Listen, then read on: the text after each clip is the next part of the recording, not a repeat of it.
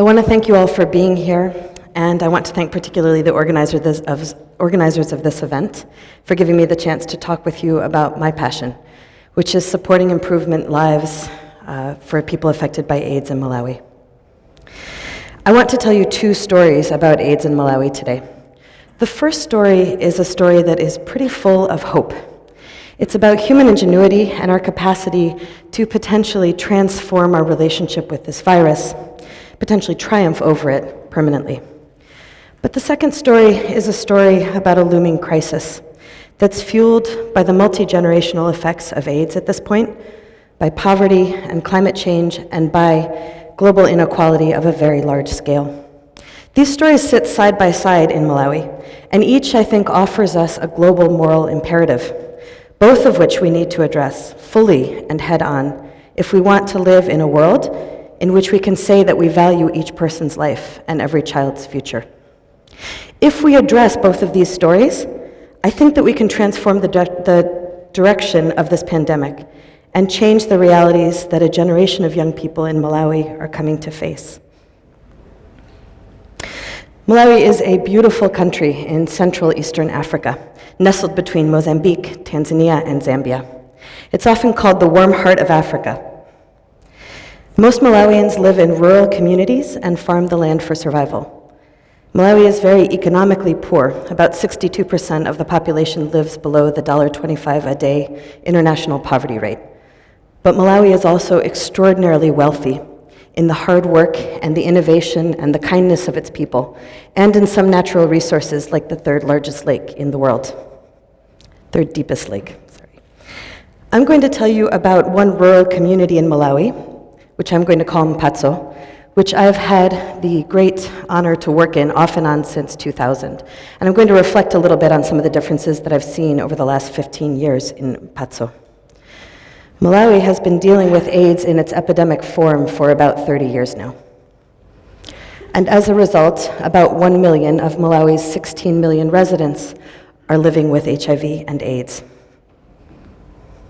48,000 people a year die of AIDS in Malawi. That's 130 people each day dying of AIDS in a landmass about the size of Wisconsin. And as a consequence of this, about 12% of the entire population is an orphan child under the age of 18. As horrific as these numbers are, they are actually an improvement over the rates of a decade ago. And this positive trend is due largely to a sea change in international funding and programming for HIV and AIDS. Until 2003, most HIV and AIDS funding in Malawi was focused on behavioral prevention and then eventually on voluntary counseling and testing, with funding always set aside for care for orphans and others affected by AIDS. In 2003, antiretrovirals, or ARVs, were introduced to Malawi. The new international approach to focus on treating the disease actually originated largely in the US through President Bush's emergency plan for AIDS relief. Over the last decade, the treatment focus has had some incredible successes. Over 500,000 people have received ARVs in Malawi.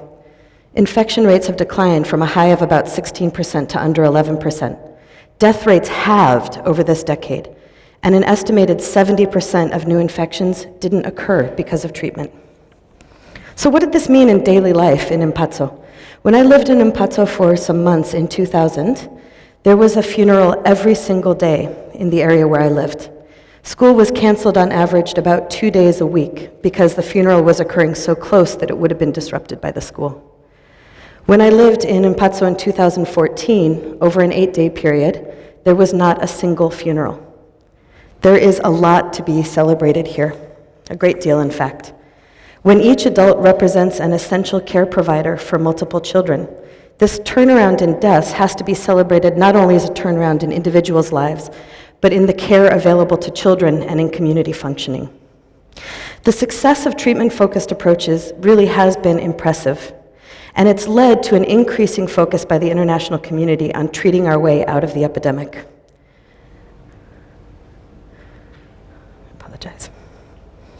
In Malawi, this means a focus on the UNAIDS 2014 90-90-90 approach. The 90-90-90 approach basically says that 90% of people need to know their HIV status, 90% of those who are HIV positive need to be on treatment, and 90% of those on treatment need to have a reduced viral load so that they're not transmitting HIV as successfully as previously. So in other words, you get people tested, you get them on treatment, you lower transmission, and the international community says we can have an AIDS-free generation by 2030. There are two problems with this story. The first is that already insufficient levels of international funding for HIV and AIDS have declined since 2012, not increased. In Malawi, about 90% of all funding for HIV and AIDS comes from the international community. So if international funding is not available, it is not going to be possible to put people on treatment once they become infected in the future. It's actually not even clear that all of those who have been put on treatment already are going to be able to stay on treatment going forward. The second issue, though, in this story is that care for those affected by AIDS has fallen a little bit off of the map as we focus on treatment. The connection between HIV infection and poverty and global inequality, food insecurity, and environmental degradation disappears, and it looks like we can treat AIDS as a single virus, as an epidemic. This fourth story has a few dark clouds, particularly related to international funding, but in many ways it's a very hopeful story. We need to expand international commitments to treat people who have been infected. And if we do, it's quite possible that this expanded treatment will decrease the size and the scope of the epidemic in the next generation. But my heart is in the second story. The shift to treatment represents a vision of how a brighter future for the next generation of Malawians living with HIV will experience their lives. But right now, there is a looming tragedy for the current survivors of the 30-year epidemic.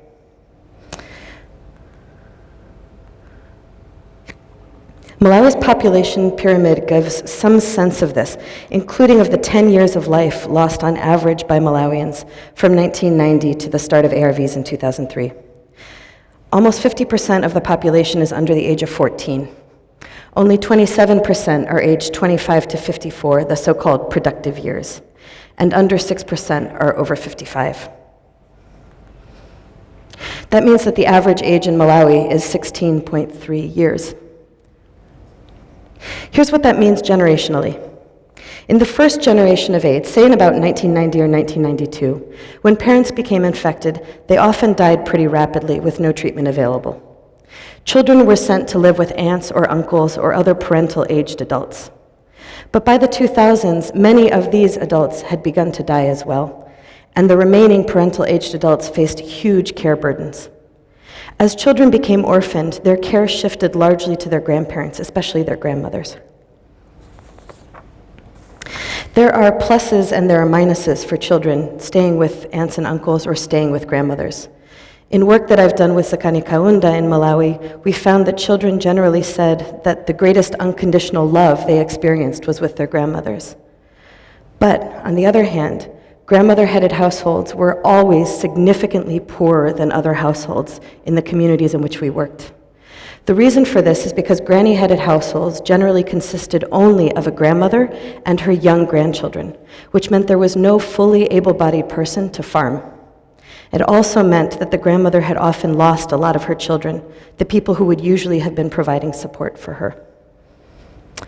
Since the start of the AIDS epidemic in Southern Africa, people have rightfully lauded the strength of families and communities, their resilience in the face of incredible emotional and physical and financial stresses, the likes of which many of us, thankfully, can only dimly imagine. Perhaps it's in part because of this assumption of a seemingly limitless capacity to cope that the international community doesn't seem to recognize the incredibly tenuous situation represented by having so much care being done by grandmothers right now.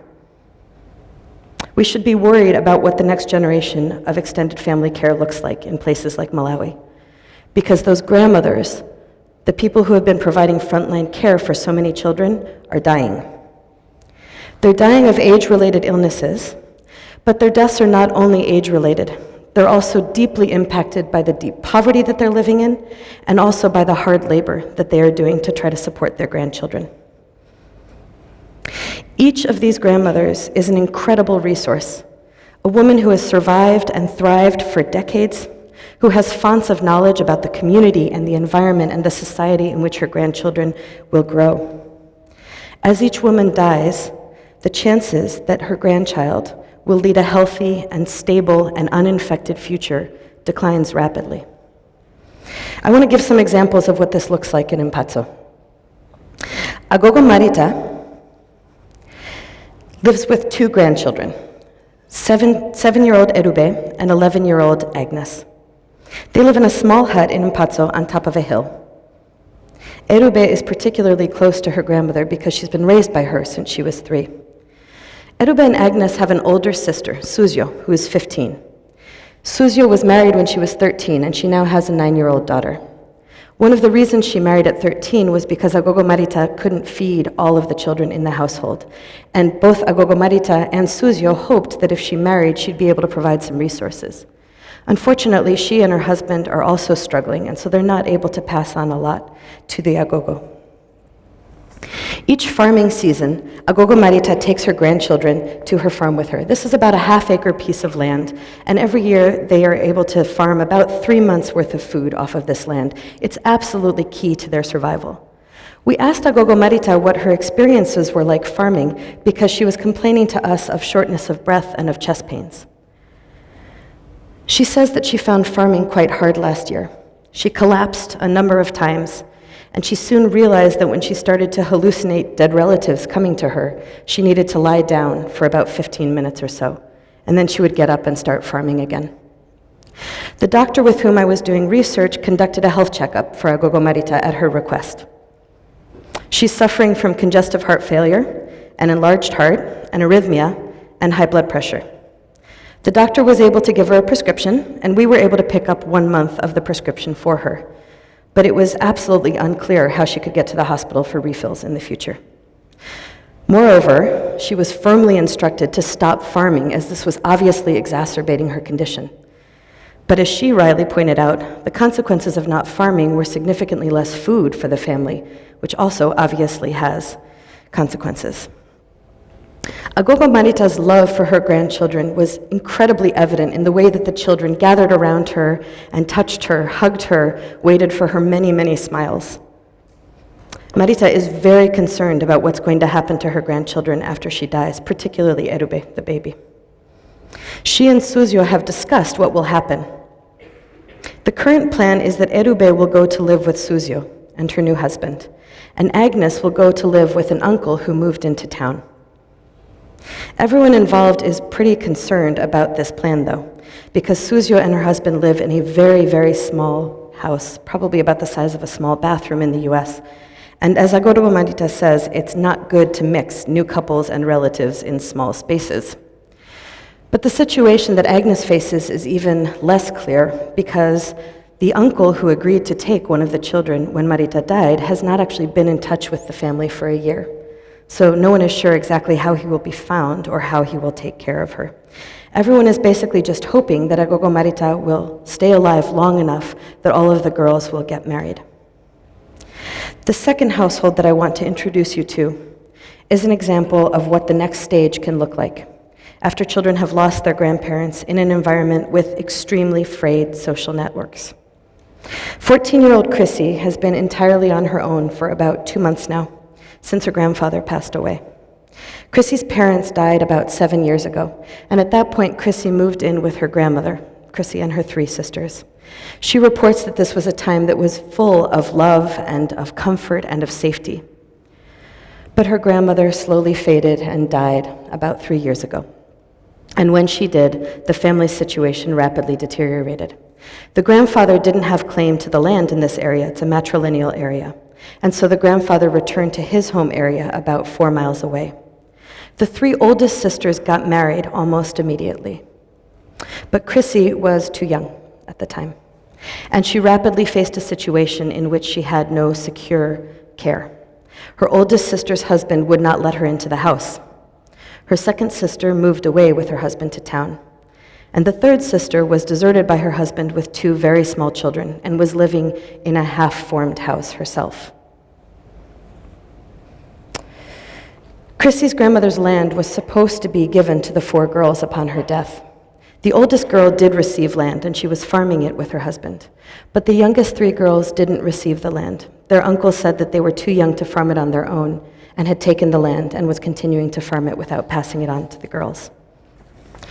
Chrissy created a complex rotation schedule among 4 households in order to try to address her insecurities.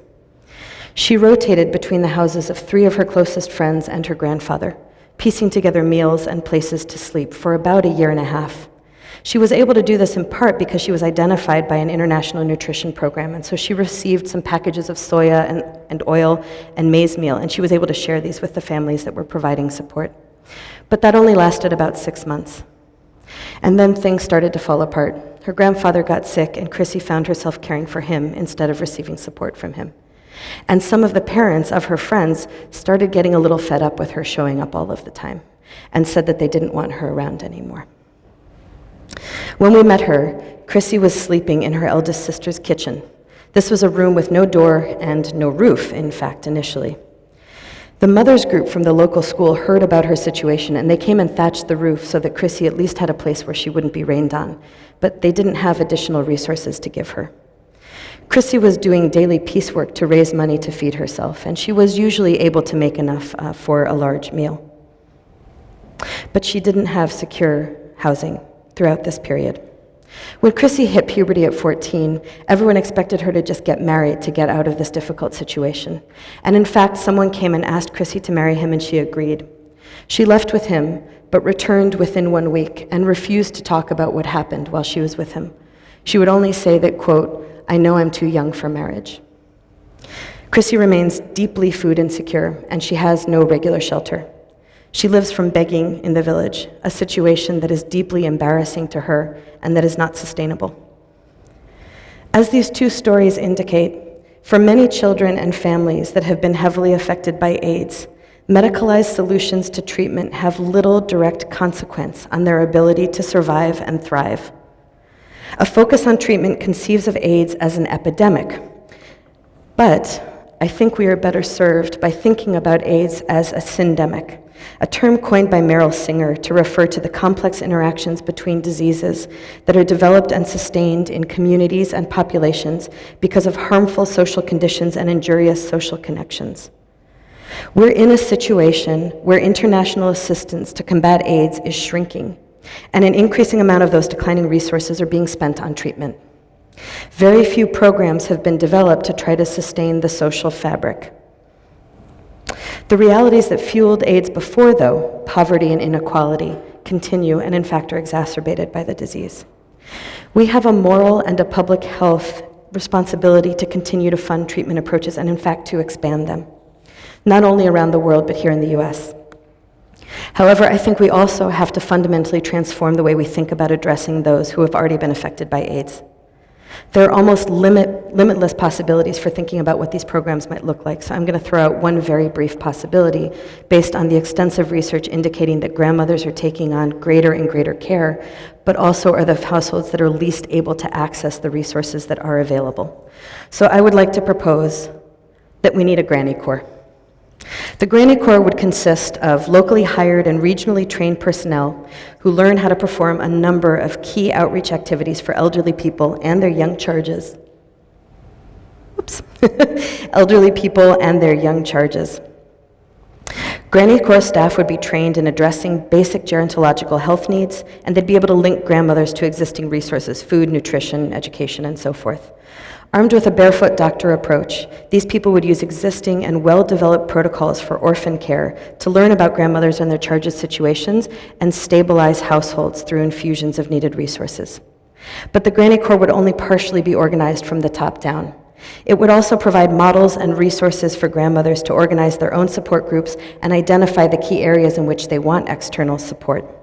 For example, many of the grannies with whom we've spoken say that they need help in talking to their grandchildren about what will happen when they die, and they need help contacting relatives to get support and care.